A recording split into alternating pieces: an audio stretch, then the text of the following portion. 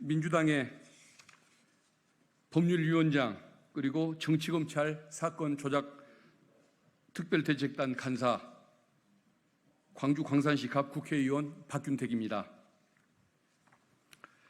성명서 낭독하겠습니다. 이재명 대표를 겨냥한 정치검찰의 사건 조작에 여당인 국민의힘마저 가세한 것입니까? 박종훈 의원과 국민의힘은 조작과 왜곡을 통한 여론 호도를 즉각 중단하고 국민 앞에 진실을 밝히고 사과하시기 바랍니다. 국민의힘 박종훈 의원이 현재 1심 재판이 진행 중인 이재명 더불어민주당 대표의 위증교사 사건과 관련하여 이재명 대표와 김진성 씨 간의 통화 녹취를 공개했습니다. 약 3분 50초 분량으로 악의적으로 편집된 녹취를 공개한 것인데 악마의 편집으로 왜곡된 사실관계를 바로잡고 문제점을 지적하고자 합니다. 정치권에서는 사건의 관계인도 아닌 박종훈 의원이 녹취록을 얻을 곳은 검찰뿐이라고들 이야기합니다. 이는 민주당이 특검을 통해 정치검찰을 발본색원하고 처벌까지 하겠다고 하니 집권 여당 국민의힘 국회의원, 정치권 스피커를 이용해 국민 여론을 호도하는 등 공작에 나선 것이라는 지적이 이어집니다. 박종훈 의원은 수사기록이자 사건 증거기록인 녹취를 누구로부터 언제 어떻게 전달받았는지 그 출처부터 명백하게 밝혀야 할 것입니다. 녹취 파일의 문제를 지적하기에 앞서 이재명 대표 위증교사 사건이 얼마나 호황된 것인지 짚어보겠습니다. 이재명 대표의 위증교사 사건은 2018년 지방선거 경기지사 후보자 TV 토론 때로 거슬러 올라갑니다. 이날 토론회에서 이재명 대표는 검사 사칭 사건을 묻는 상대 후보의 질문에 억울하게 누명을 쓴 것이라고 답했고 이것이 선거법상 허위사실 공표에 해당한다며 고발장이 제출되어 재판을 받게 됐습니다. 억울하게 누명을 쓴 것이라는 이재명 대표의 발언은 1심, 2심, 3심 모두 허위사실 공표에 해당하지 않는다는 법원의 판단을 받았습니다. 법원에서는 무죄 판단의 근거를 다음과 같이 설명합니다.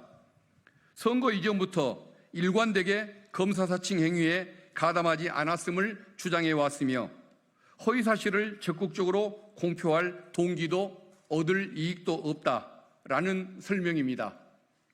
이것은 김진성의 증언이 법원의 무죄 판단에 전혀 영향을 미치지 않았음을 의미하는 것입니다.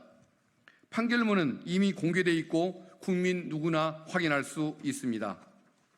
검찰은 이러한 사실을 알고도 이재명 대표를 무리하게 기소했습니다. 그리고 현재 진행 중인 재판에서 불리해지자 김진성의 전화통화 파일을 임의적으로 편집, 재구성하여 여당 의원의 입을 통해 발표한 것이라는 합리적 의구심을 지울 수 없습니다. 박종훈 의원이 공개한 3분 50초가량의 녹취는 전후 맥락이 삭제, 왜곡된 짜깁기 녹취 파일입니다.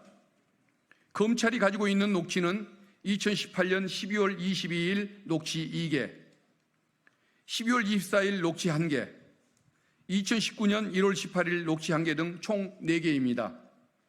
박종훈 의원이 공개한 녹취는 그중에서 2018년 12월 22일 2개의 녹취를 전후 맥락을 삭제하고 왜곡하며 짜깁기한 파일입니다.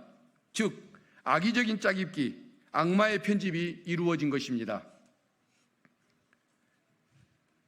그 2개의 짜깁기마저도 전후 내용을 조합하거나 삭제하거나 의도적으로 왜곡해 발표됐습니다. 녹취의 조작과 왜곡, 악의적인 악마의 편집이 어떻게 자행됐는지 설명하겠습니다.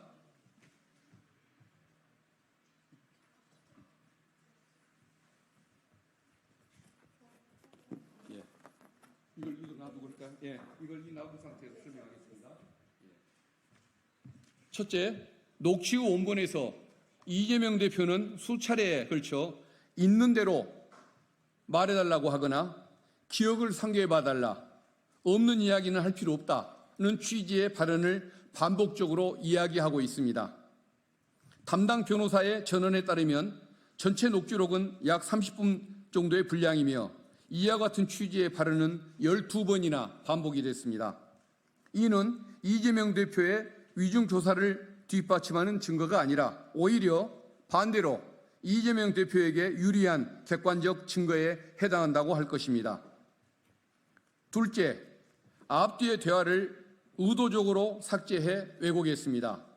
서로 관계가 나빴던 기억이 안 난다는 취지의 말을 사실관계에 대해 기억이 안 난다는 것처럼 짜깁기 한다든가,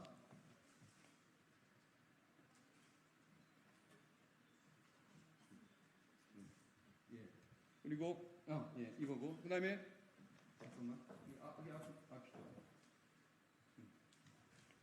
그러니까 관계에 대한 얘기에 불과한데 사실관계에 대해서 기억이 안 나는 것처럼 얘기를 하거나, 다음은 맞춰서 얘기할 필요 없다. 위증을 하지 말라는 취지의 이재명 대표의 뒷발언을 일부러 삭제를 했습니다. 그리고 악마의 편집을 이렇게 이루어 놓은 것입니다. 세 번째, 박종훈